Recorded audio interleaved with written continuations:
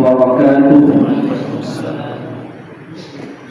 الحمد لله رب العالمين، والصلاة والسلام على أشرف الأنبياء والمرسلين وعلى آله وصحبه ومن تبعهم بإحسان إلى يوم الدين. أما بعد. Bapak-bapak kaum muslimin, ya sini alhamdulillah kita kedatangan dari anak kita dari Rumah Quran Ibnu Qudamah ya Rumah Quran Ibnu Qudamah. Alhamdulillah bersama kita pada malam hari ini. Ya, kita ucapkan ahlan wa sahlan kepada anak kita yang bisa hadir pada malam hari ini bersama kita dalam taklim pekan kita. Hadirin rahimakumullah, pertama-tama kita senantiasa memuji Allah Subhanahu wa taala dan bersyukur kepadanya atas segala limpah rahmat dan hidayahnya, sehingga pada malam hari ini kita dapat bersua kembali di rumah Allah Subhanahu wa taala, ya, dalam rangka menjalankan perintah Allah Subhanahu wa taala, salat maghrib secara berjamaah yang insyaallah akan dilanjutkan dengan salat isya secara berjamaah pula. Salawat dan salam senantiasa tercurahkan kepada junjungan kita Nabi Muhammad sallallahu alaihi wasallam beserta keluarga dan para sahabatnya, para pengikutnya yang tetap setia berpegang teguh kepada sunnah-sunnah beliau dan para sahabatnya hingga hari kiamat kelak. Amin ya rabbal alamin. Bapak hadirin rahimahullah, insyaallah kita melanjutkan kembali pembahasan dari kitab serial dasar-dasar Islam, menjaga akidah, beribadah sesuai fikih dan berhias dengan akhlak. Pada pertemuan sebelumnya kita sudah menjelaskan tentang muqaddimah atau pendahuluan dari rukun iman. Ya, muqaddimahnya secara umum. Adapun untuk malam ini kita melanjutkan penjelasannya. Penjelasan dari rukun iman itu, ya, penjelasan dari rukun iman itu, ya, rukun iman ada berapa? Ya, saya mau tanya dulu ini, ya, anak-anak kita dari Ibnu Qudamah, ada yang bisa menyebutkan rukun iman ada berapa? Ya, yang tahu saya katakan. Rukun iman ada berapa? Ya, ada 6. Jangan malu. Ya, sekarang mana? Farhan. Ya, sebutkan Farhan. Ada 6. Yang pertama apa? Berdiri Farhan. Yang pertama apa Farhan?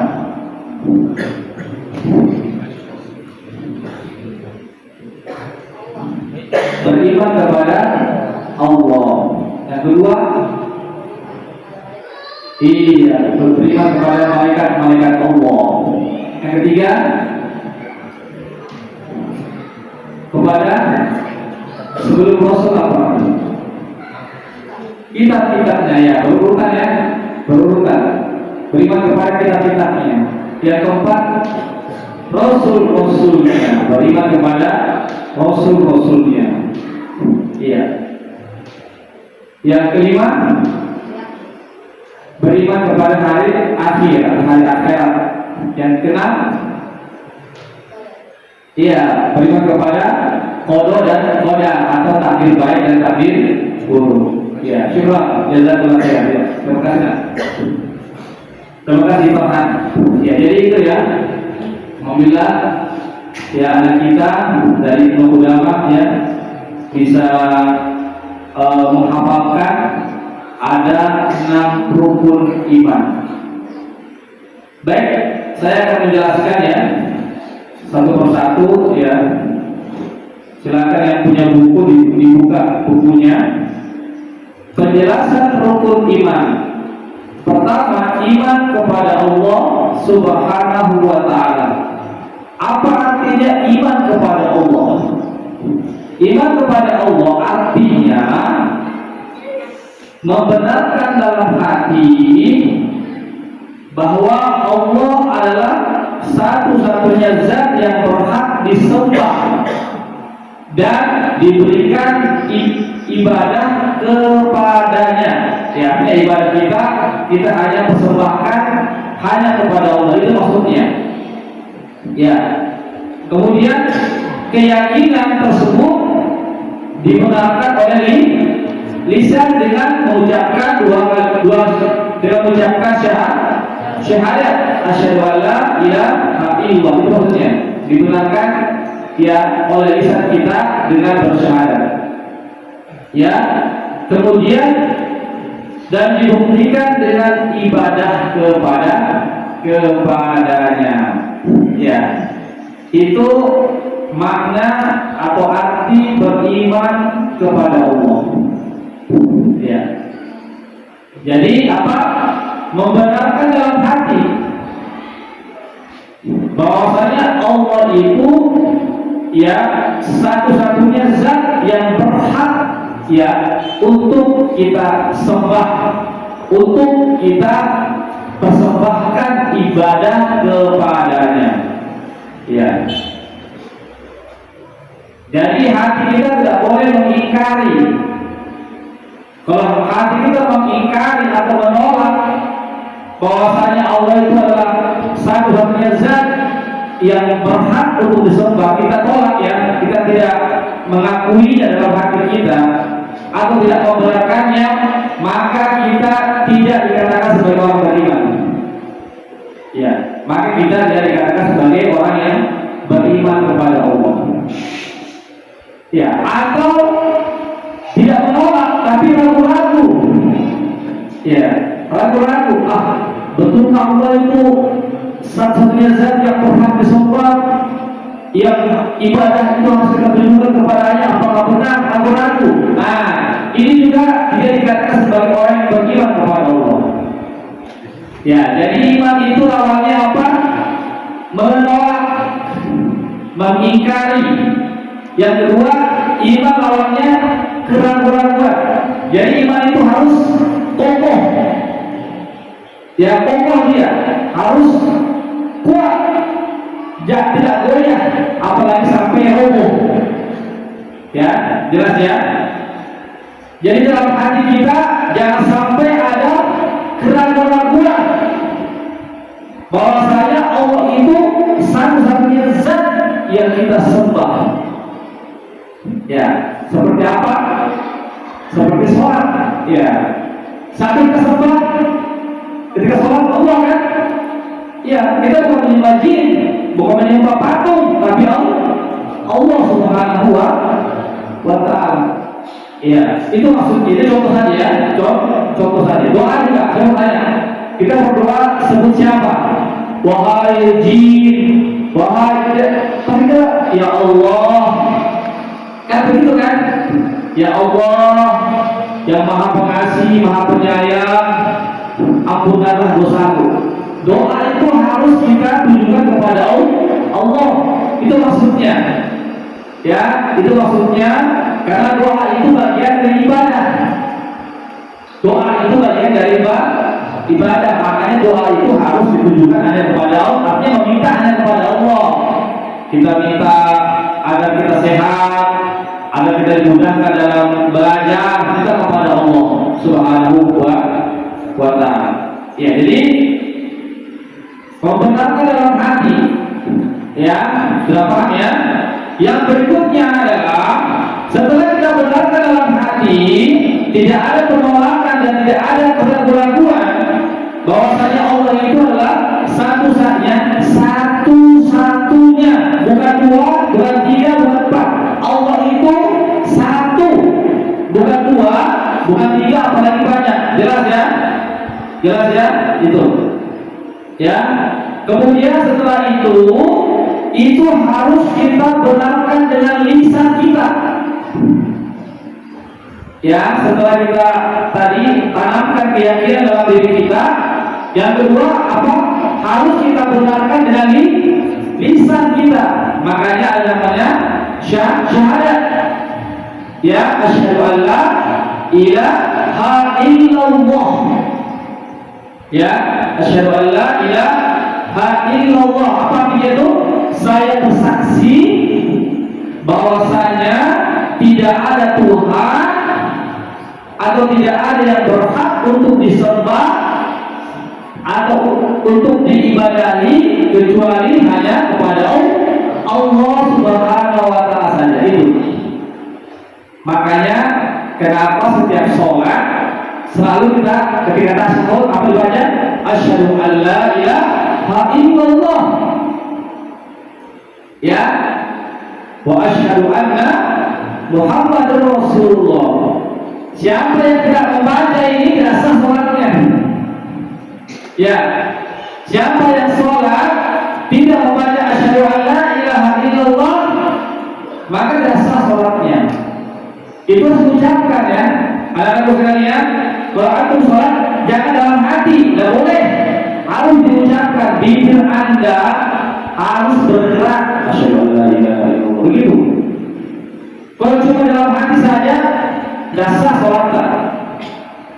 Iya, karena itu iman kepada Allah harus dibenarkan dengan lisan, dengan ucapan.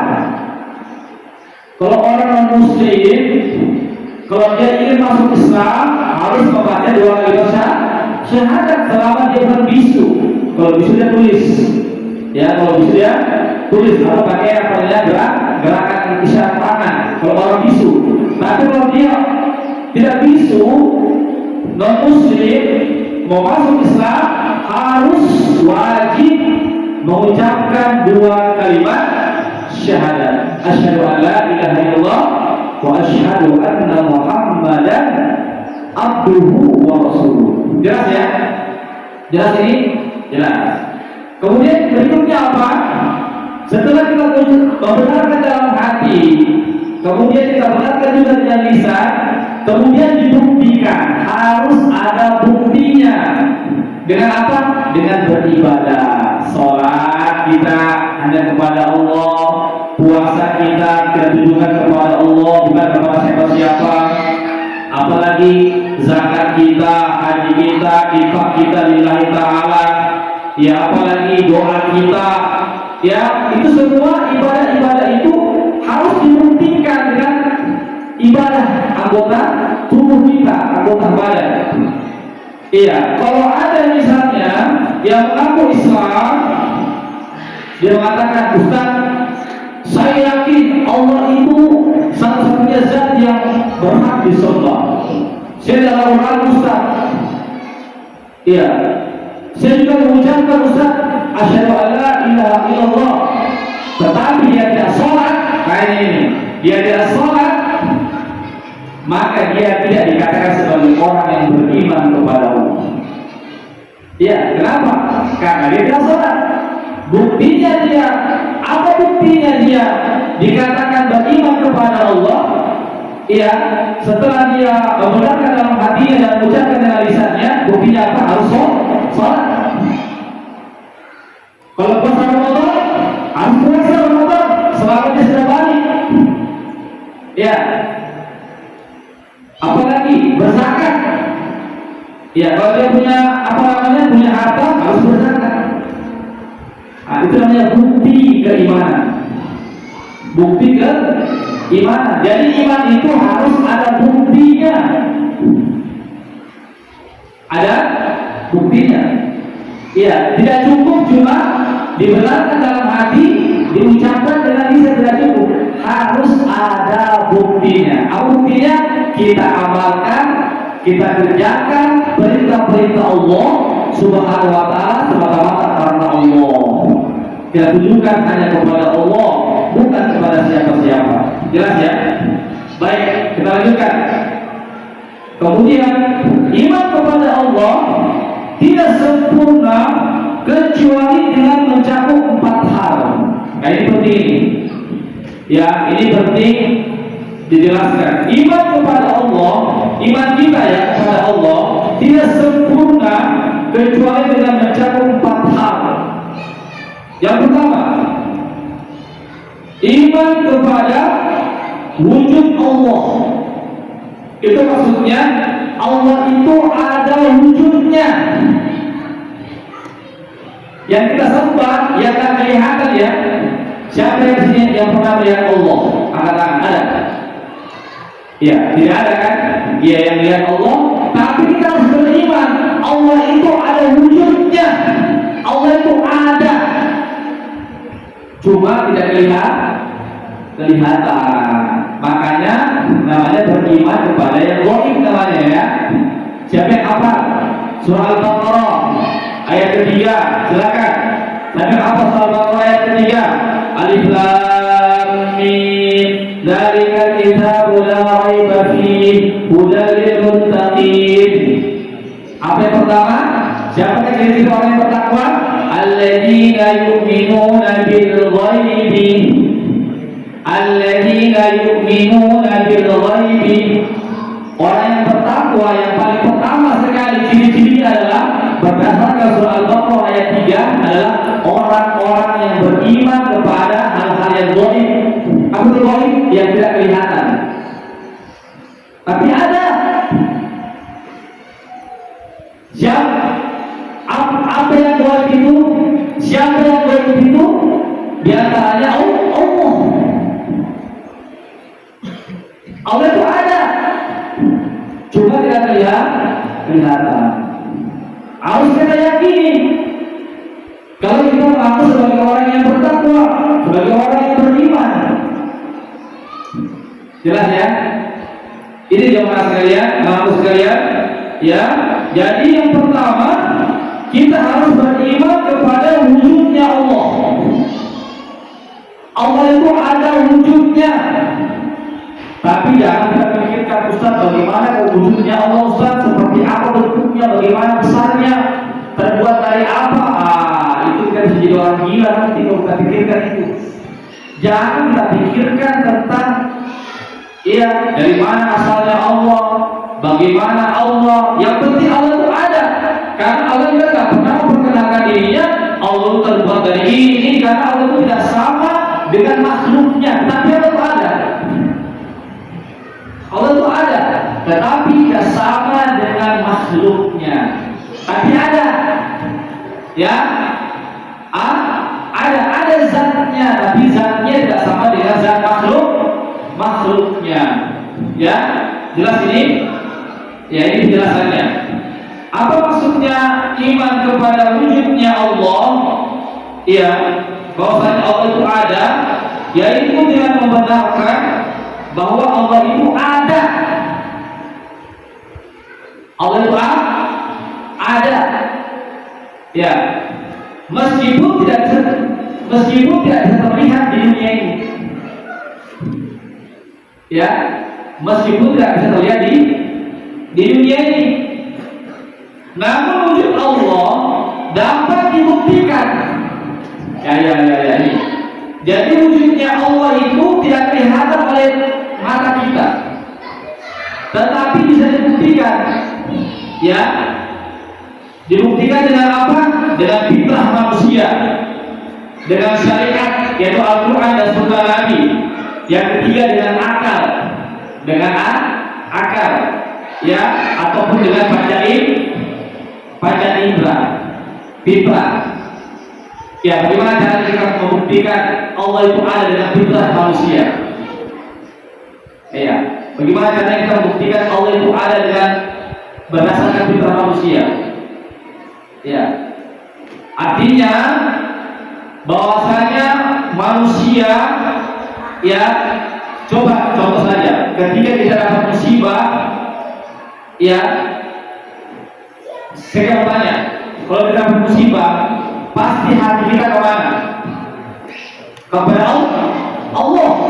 Ya Allah, ya pasti kita, artinya manusia, tatkala manusia itu mendapatkan musibah-musibah atau problem-problem, ya, secara fitrahnya, ya, dia itu meminta bantuan kepada Allah Subhanahu wa Ta'ala. Ya, itu secara fitrahnya. Yang kedua, bisa dibuktikan secara syariat.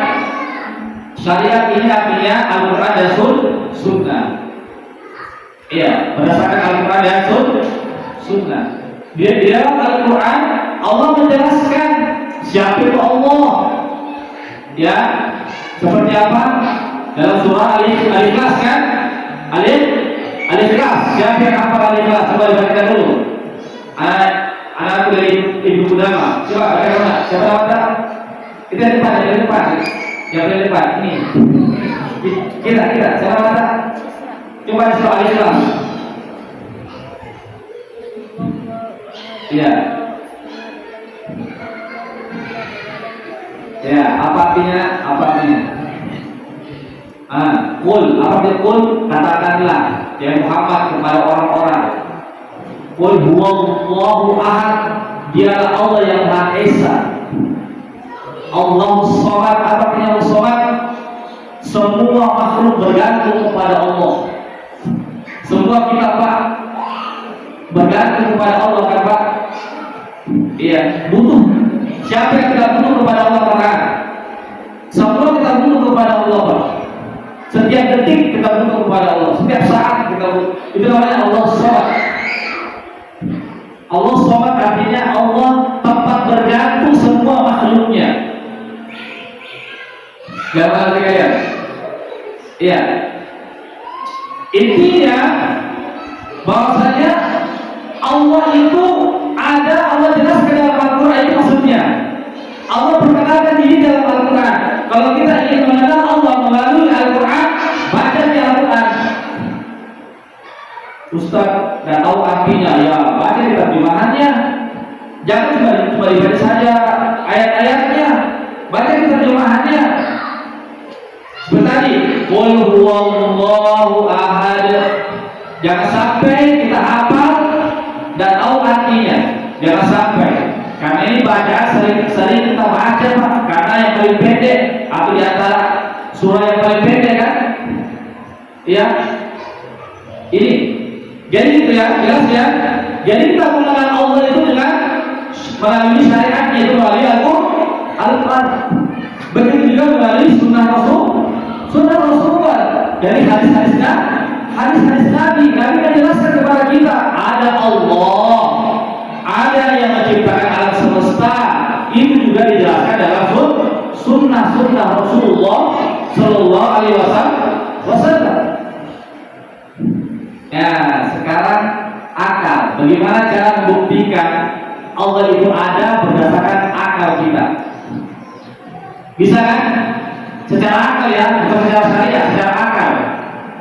Bisa kan kita membuktikan Allah itu ada secara akal? Ya bisa. Contoh, ini masjid, apakah bisa ada dengan sendirinya? Simsalabim langsung ada? Bisa. Ada namanya tukangnya kan? Tukangnya bangun fondasi, ya, baru buat tiang-tiangnya, ada insinyurnya, ada ahli bangunannya, ada ahli teknisinya dan seterusnya, ada tukangnya, akhirnya jadilah masjid. Ya, ini baju yang kita pakai ini, apakah ada dengan sendirinya? Tidak mungkin. Harus ada tukangnya. Ya, kain-kainnya disatukan, dijahit, jadilah baju. Songkok kita tidak mungkin ada yang sendirinya kan? Ada yang namanya pembuat songkok. Ya, sama juga alam semesta ini. Misalkan ya, alam semesta, lihat langit. Saya mau tanya, langit itu luas mana? Langit atau bumi? Wah, luas langit. Bumi itu tidak ada apa-apanya. Ya, dengan langit. Berarti ada yang menciptakan langit kan? Ada. Tidak mungkin langit ada dengan sendirinya. Iya, sebagaimana tadi, tidak mungkin itu baju kita pakai ada dengan sendirinya kan? Pasti ada yang membuat. Sama juga alam semesta ini, bumi yang kita tinggal sekarang ini, bumi. Apakah ada dengan sendirinya simsalabim? Tidak ada. Itu yang ada yang membuat. Tidak mungkin ada sesuatu di alam semesta ini ada dengan sendirinya. Coba carikan, apakah ada sesuatu dengan sendirinya? Ini buku, apakah ada dengan sendirinya? Dia menciptakan dirinya sendiri? Tidak mungkin ada yang membuat namanya, ya, yang membuat ini buku, yang mencetak ini buku. Apalagi kipas angin, tidak mungkin ada dengan sendirinya kipas angin. Ada besinya, ya, dibuat, dilas, kemudian disatukan, dia kipas angin. Itu artinya kita bisa membuktikan Allah dengan akal pikiran kita. Iya. Kalau ada yang mendustakan tentang wujudnya Allah, maka dia akalnya tidak sehat, akalnya lagi mati. Ya, ada begitu Pak. Ada manusia yang tidak percaya kepada Allah, namanya ateis, orang yang tidak percaya kepada Allah. Ada di dunia ini jemaah sekalian, dia tidak percaya kepada Allah Subhanahu Wa Taala, berarti dia tidak gunakan akal sehatnya. Ya. Kemudian yang berikutnya apa? Kita bisa membuktikan Allah dengan panca indera. Bagaimana caranya dengan panca indera? Kita tidak pernah melihat Allah. Ya, siapa? Nabi Musa saja coba-coba melihat Allah, pingsan. Ya, Allah cuma hanya perlihatkan apanya cahayanya. Di bukit Tursina langsung pingsan dari Musa alaihissalam ketika dia melihat Allah Subhanahu Wa Taala. Jadi bagaimana caranya kita membuktikan Allah itu ada dalam panca indera kita? Ya, dengan mata kita. Ya, kita lihat alam semesta ini.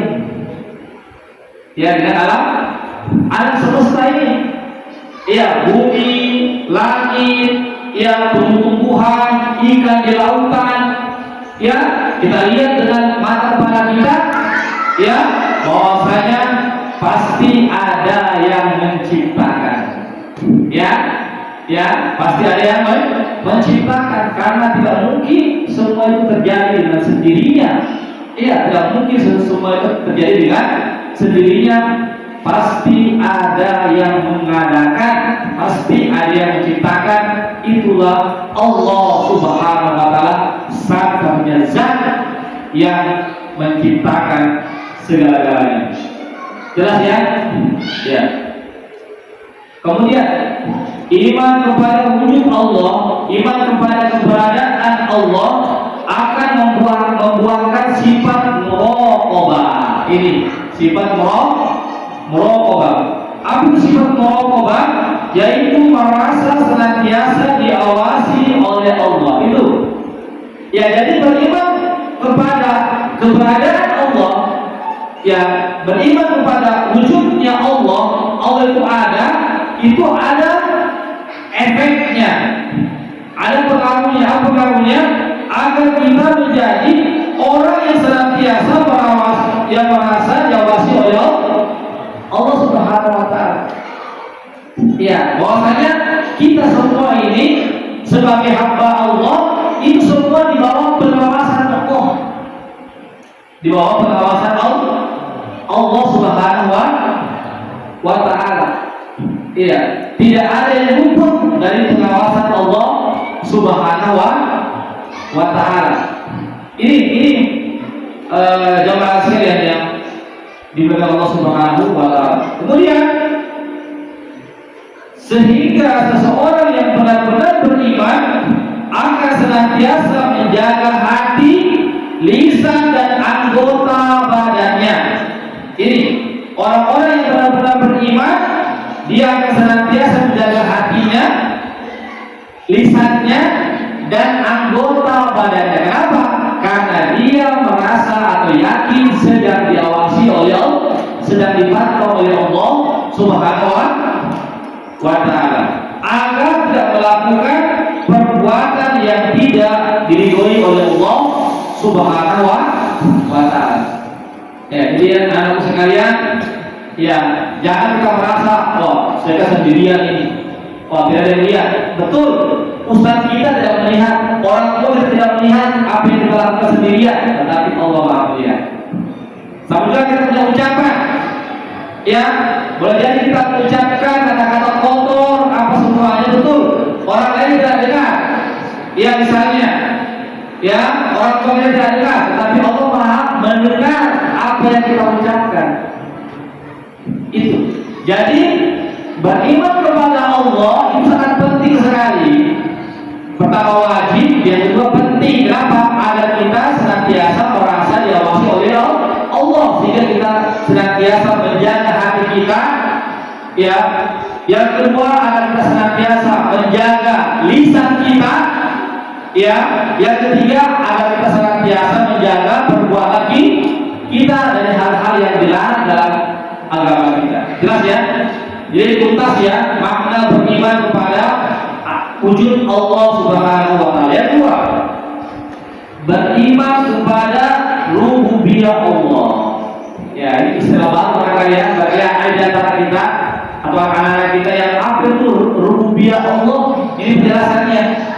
Rububiyah adalah segala perbuatan yang tidak bisa dilakukan kecuali hanyalah Allah Subhanahu wa Ta'ala saja.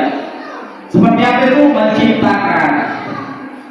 Ya, saya bertanya, apakah ada selain Allah yang bisa menciptakan alam semesta? Tidak ada. Tidak ada yang bisa menciptakan melainkan hanyalah Allah Subhanahu wa Ta'ala. Itu maksudnya rububiyah. Ya, beriman kepada rububiyah Allah itu maksudnya kita meyakini bahwasanya yang menciptakan itu hanyalah Allah saja. Siapa yang menciptakan diri kita? Bapak kita? Tidak, bukan bapak kita. Tapi Allah Subhanahu wa Ta'ala. Bapak ibu cuma sebab saja. Sebab saja. Bapak ibu cuma sebab saja. Ya, sehingga kita lahir. Jelas ya? Tapi yang menciptakan Allah Subhanahu wa Ta'ala. Jadi yang menciptakan kita ini bukan orang tua kita ya, tapi Allah Subhanahu wa Ta'ala. Iya. Jelas ya? Siapa yang berikan rezeki kepada kita? Allah. Bukan pekerjaan kita, bukan bos kita, bukan toko kita. Yang memberikan rezeki Allah. Cuma adanya sebab. Sebabnya apa? Ya, kita bekerja sebagai pegawai, sebagai seorang penjual, harus bekerja. Ya, karena begitu hukum apanya sudah tuanya begitu. Saya mau tanya, anak-anak sekalian, bisa tidak kalian mau kenyang tetapi tidak mau makan? Ustaz, saya mau kenyang Ustaz, tetapi saya tidak mau makan. Tidak bisa. Kalau Anda mau kenyang, makan ini bukan kesalahan Nabi. Ya, tapi siapa yang mengenyangkan? Allah. Ya ingat ya, bukan nasi. Kalau kita punya keyakinan nasi yang mengenyangkan, kita sudah melakukan kesyirikan. Nasi bukan nasi yang benar, tetapi yang mengenyangkan Allah. Nasi cuma sebab saja. Maksud sebab saja. Ya. Contoh, Ustaz, betulkah itu contoh sekarang Nabi Isa? Saya mau tanya, Nabi itu ada bapaknya? Tidak ada bapaknya, tetapi kenapa dia lahir? Berarti yang menyebabkan anak lahir itu bukan bapak yang menciptakan, tapi Allah. Yang tadi apa? Isa lahir tanpa bapak. Bahkan lebih dahsyatnya lagi, Nabi Adam tidak ada bapaknya dari ibunya. Langsung ada Nabi Adam. Berarti yang menciptakan Allah. Jelas ya? Jangan sampai akidah kita salah ya dalam masalah ini. Itu maksudnya rububiyah ya. Kemudian apa? Yang mematikan, yang mematikan, yang menghidupkan ya manusia, hewan-hewan, Ya, yang menghidupkan, mematikan siapa? Allah Subhanahu wa taala. Allah Subhanahu wa taala. Iya, yang bisa, satu-satunya zat yang bisa menghidupkan dan mematikan hanyalah Allah Subhanahu wa taala. Contohnya apa? Contohnya apa? Kan Nabi Muhammad kan pernah mau dibunuh, Pak. Kisahnya itu. Ya, dikepung, Pak. Nabi Muhammad dikepung, rumah beliau termalak. Ya. Oleh al-budu, ahli yang semua, ahli bidang semua. Dikepung Pak beliau. Tetapi apa? Yang menghidupkan, yang mematikan Allah, bukan al-budu yang membawa pedang itu. Nabi Muhammad keluar, Pak, tidak melihat. Bayangkan, Nabi keluar, Pak. Ya, dia cuma ambil saja tanah, dilemparkan begini tanah. Kena seluruh matanya, tidak kelihatan, Pak. Nabi Muhammad keluar, Pak. Berarti yang menghidupkan, yang mematikan bukan manusia. Meskipun manusia berkumpul, ya, betul lagi apa? Nabi Ibrahim, anak sekalian ya. Saya kisahkan bagaimana Nabi Ibrahim alaihissalam, ya, di zamannya Raja Ramud, dikumpulkan semua pakai bakar Pak, sampai tinggi sekali, sehingga Nabi Ibrahim itu dilempar dengan alat pelempar Pak, karena tidak bisa dibawa dekat-dekat, begitu besar apinya Pak. Ya, besar sekali. Apa yang terjadi sebenarnya? Nabi Ibrahim terbakar tidak? Tidak terbakar, Pak. Satu apa namanya? Bulunya tidak ada terbakar, Pak. Justru Ibrahim kedinginan, Pak. Padahal api itu memiliki sifat apa? Sifat api membakar, panas. Mau buktinya? Coba-coba kita pasangkan dari kompor. 1 menit saja terbakar, Pak. Tapi 1 detik saja terbakar. Tapi Nabi Ibrahim alaihissalam, ini menunjukkan bahwasanya bukan manusia yang bisa menghidupkan atau mematikan. Ya, nyatanya Nabi Ibrahim alaihissalam dia mati. Pas keluar dari lambung, bisa selamat ini. Karena selamat. Karena Nabi Ibrahim ketika dilemparkan apa baca? Apa baca Pak? Yang ketiga, ya, hasbunallah wa ni'mal wakil. Itu baca Pak, yang keluar dulu ya Pak. Hasbunallah wa ni'mal wakil. Cukuplah Allah Subhanahu wa taala ya sebagai penolongku. Ini cukuplah Allah sebagai penolongku, itu juga. Akhirnya apa? Didengar oleh Allah. Apa kata Allah? Ya naru kuni bardan wa salaman al-Ibrahim. Jadi Nabi Ibrahim Pak didengar suaranya oleh Allah di atas langit ketujuh Pak. Nabi Ibrahim di bumi, Allah di atas arasnya, di atas langit ketujuh Pak sekalian, didengar oleh Allah Subhanahu wa taala. Akhirnya Allah perintahkan api. Api kan makhluknya Allah, ciptaannya Allah. Apa kata Allah? Ya naru, apa yang naru? Wahai api, kuni, jadilah kau bardan, dingin. Betul Pak, dingin. Wassalaman, dan berilah keselamatan kepada Nabi Ibrahim alaihissalam. Betul Pak. Saat oleh itu tidak ada terbakar Pak. Jemaah sekalian. Apalagi Nabi Yunus alaihissalam. Ya, apa itu kisah Nabi Yunus? Dimakan ikan Pak?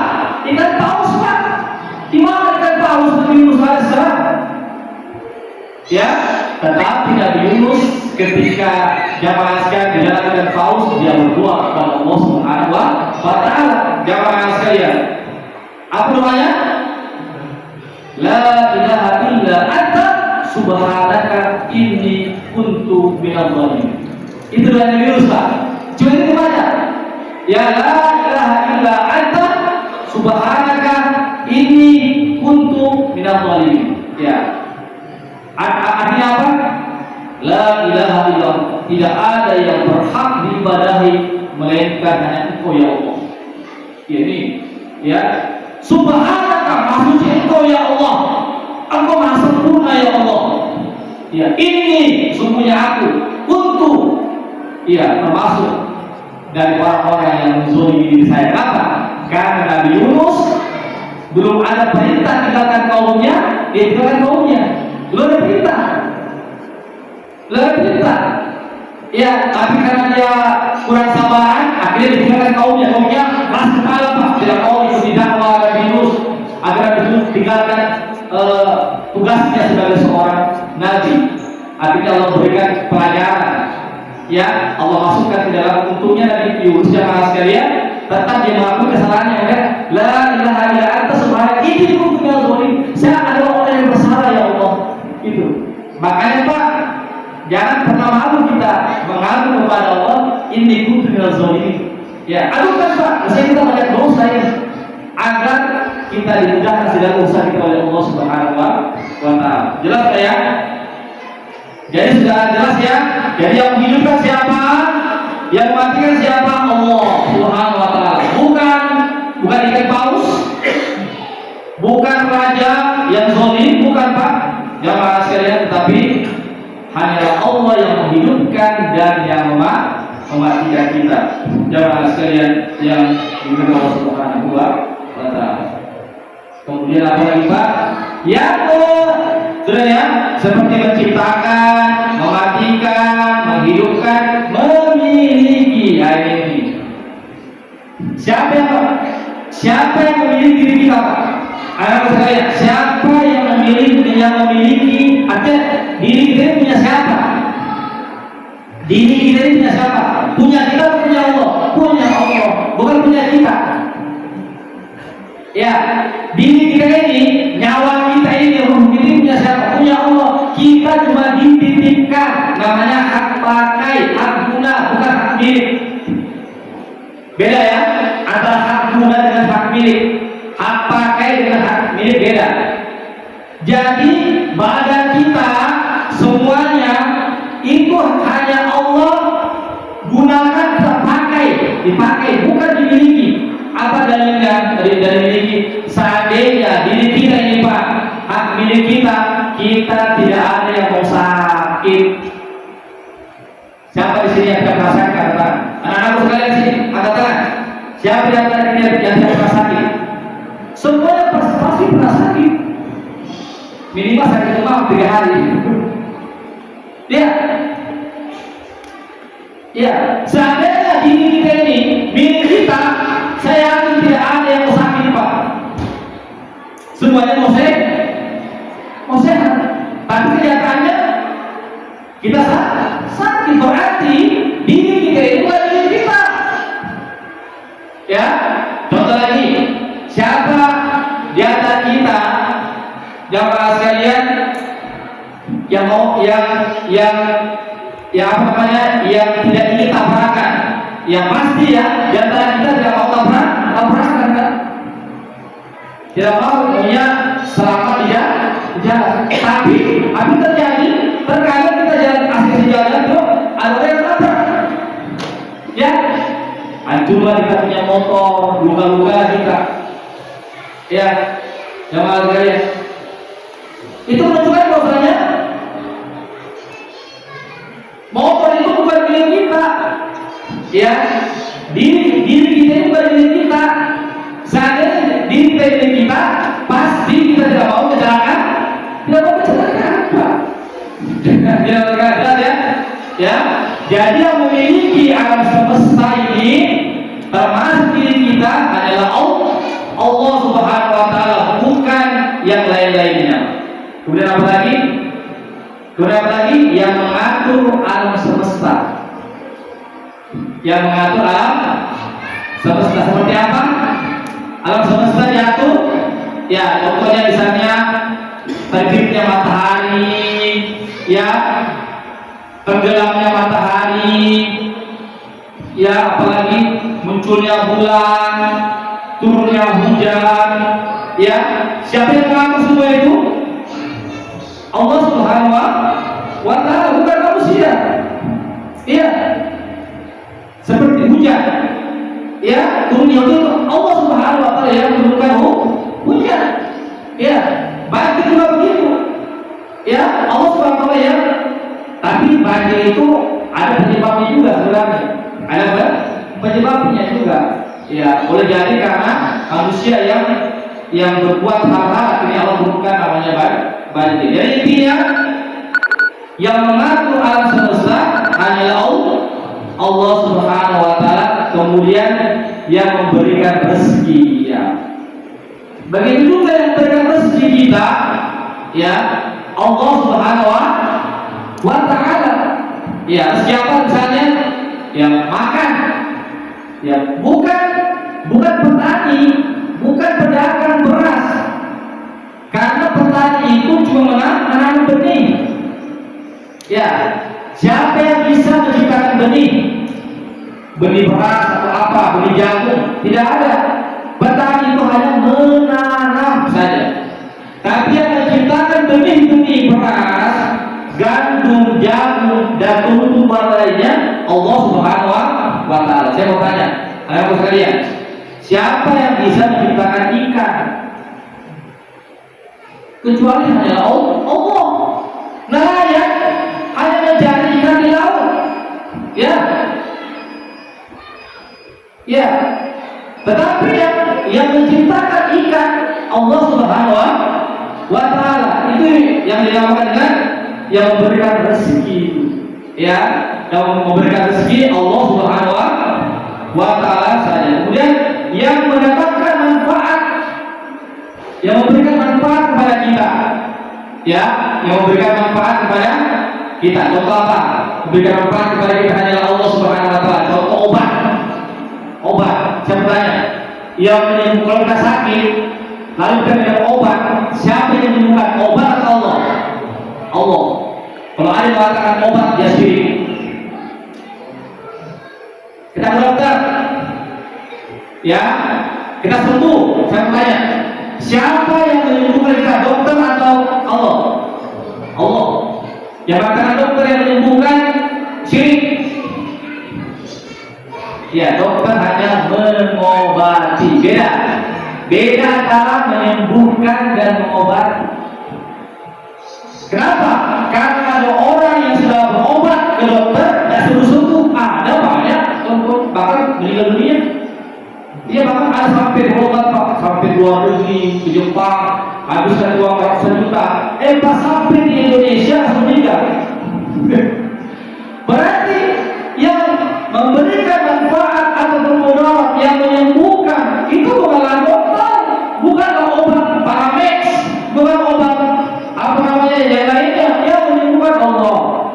Cuma kita agamanya usahanya apa ya? Obat ke dokter, minum obat, ya, tapi yang menyembuhkan hati kita harus kepada Allah, ya, jangan kepada obat, ya. Makanya apa ketika minum obat, apa kita baca? Ya Allah, sembuhkanlah aku dengan perantara obat ini. Ini harus benar. Ya, jangan lupa Allah. Saya yakin obat ini menyembuhkan, syirik Pak. Ini bahaya Pak. Ini terkadang masalah kecil jadi berbahaya. Makanya ketika makan obat, hadirkan kita punya hati, ya Allah, ini obat yang bisa memberikan manfaat atau mudarat kecuali dari situ, ya Allah. Oleh karena itu Allah sembuhkanlah aku dengan perantara obat ini. Itu begitu yang kita inginkan. Jangan minum obat, yakin saya ini sembuhkan ini, ya. Tetapi kita tidak pernah hati kita tergantung kepada Allah. Akhirnya apa? Makan obat dan sembuh. Karena sombong kita kepada Allah, lupa kita kepada Allah, mengharap kesembuhan kepada Allah Subhanahu wa Ta'ala. Makanya Allah memiliki namanya Asy-Syafi, apa itu Syafi? Yang maha menyembuhkan. Itu. Makanya kalau kita sakit, ya, yang pertama-tama kita ingat apa? Jangan dokter, ingat Allah Subhanahu wa Ta'ala, baru dokter, baru ingat obat. Jangan langsung ke dokter, lupa Allah. Baca kita bermasalah. Karena waktu yang terbatas ya sekalian, ya, jadi yang mendatangkan manfaat sama juga yang menolak mara bahaya, ya, adalah Allah. Ya, yang menolak mara bahaya adalah Allah. Contohnya apa tadi? Nabi Ibrahim kan? Nabi Ibrahim dimasukkan ke dalam api dan terbakar. Siapa yang menolak itu? Allah.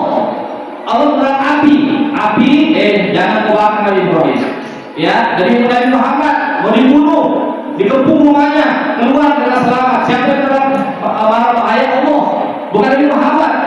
Ya, bukan sahabatnya. Ya, jelas ini. Jadi yang memberikan manfaat, yang memberikan mudarat, yang itu hanya Allah Subhanahu wa Ta'ala saja. Yang barangkali yang bisa kami sampaikan karena sudah masuk waktu, ya sebelumnya ya ada penyampaian dari ibu, insyaallah setelah sholat sunnah Isya nanti pada Isya insyaallah ada makan malam bersama. Terus juga anak-anak itu undangan yang pulang kan, kita makan dulu bersama-sama insyaallah dengan bapak setelah sholat sunnah pada Isya. Pak Birkan, ya, apakah perlu buka sesi dijawab ini karena sudah masuk waktu? Baik, mau tanya? Oh, ya ada bertanya? Ya, silakan kalau pertanyaan apa sekali ada bertanya? Ya, waktu. Iya, ya. Maaf ya karena waktu juga. Insyaallah pertanyaannya disimpan saja. Insyaallah pekan depan ya kita buka sesi tanya jawab. Ya, tapi sekali lagi ada saya lupa sampaikan. Sekarang ini kita berada di tanggal 29 Dzulqa'dah. 29 Dzulqa'dah. Begitu Pak ya? Iya, berarti iya besok itu sudah melihat bulan masuknya 1 Dzulhijjah. Melihat bulan ya 1 Dzulhijjah. Kalau terlihat bulan besok berarti hari Senin besok malam ya. Kalau terlihat hilal 1 Dzulhijjah berarti hari Senin masuk tanggal 1 Dzulhijjah. Ya, kenapa saya mau sampaikan ini? Ya, bagaimana disampaikan oleh Ustaz kita ya, rektor kita kemarin, ya tentang keutamaan 10 hari pertama di bulan Dzulhijjah. Apa keutamaannya? Memperbanyak amal soleh, meningkatkan amal soleh, memperbanyak amal soleh. Di antaranya apa? Berpuasa sunnah sejak tanggal 1 sudah bisa dimulai. Ya, tanggal 1. Sebenarnya kalau lihat kalender tanggal 1 itu sudah masuk di hari Senin, sudah masuk di tanggal 1, misalkan hisab namanya. Tetapi tetap kita mengikuti keputusan pemerintah nanti. Sebentar malam, silakan kita lihat di media sosial nanti. Besok malam itu karena jarak kita dengan Jakarta beda ya. Jakarta waktu Indonesia Barat, waktu Indonesia Tengah itu baru jarak 1 jam beda. Di sini jam 8, di sana jam 7. Yaitu biasa itu pengumuman sekitar jam 8 itu orang pengumuman bahwasanya sudah masuk 1 Dzulhijjah atau belum. Tapi kemungkinan besar 1 Dzulhijjah itu masuknya hari Senin. Kemungkinan ya, kemungkinan. Tapi tak. Oleh karena itu saya mengajak kepada kita semua, kepada anak sekalian, kalau bisa kita berpuasa sejak hari Senin. Hari Senin berpuasa, Selasa berpuasa, Rabu selama 9 hari. Kalau mungkin kalian kalau sanggup 9 hari berpuasa. Kalau tidak sanggup minimal 1 hari saja. Tanggal 9-nya namanya puasa hari Arafah. Itu paling minimal sekali. Tanggal 9-nya saja. Saat ini sudah bisa puasa 9 hari. Apalagi yang memperbanyak takbir. Takbir. Tapi bukan takbir setelah sholat ya. Takbir itu artinya takbir di jalan-jalan. Allahu Akbar, Allahu Akbar, la ilaha illallah, Allahu Akbar, Allahu Akbar, walillahil hamd. Itu kita bertakbir di mana saja, di rumah kita, di jalan-jalan, di kantor-kantor. Memperbanyak takbir itu selama 13 hari, selama 13 hari. Iya, tanggal 1 sampai tanggal 13. Ya, sampai tanggal 13 ya. Karena tanggal 11, 12, 13 itu dinamakan hari-hari tasyrik, namanya hari-hari tasyrik, jadi kita memperbanyak takbir. Dan ibadah-ibadah yang lainnya, dan ibadah-ibadah yang lainnya, sholat sunnah, sedekah, apa namanya, zikir, berdoa. Intinya memperbanyak ibadah ya. Sebagaimana disampaikan oleh Ustaz kita waktu ceramah kajian waktu kemarin subuh ya, di hari Jumat itu. Barangkali ini yang harus disampaikan Bapak jika lewat waktunya. Ya, barakallahu fikum. Wabillahi taufiq. Wassalamualaikum warahmatullahi wabarakatuh.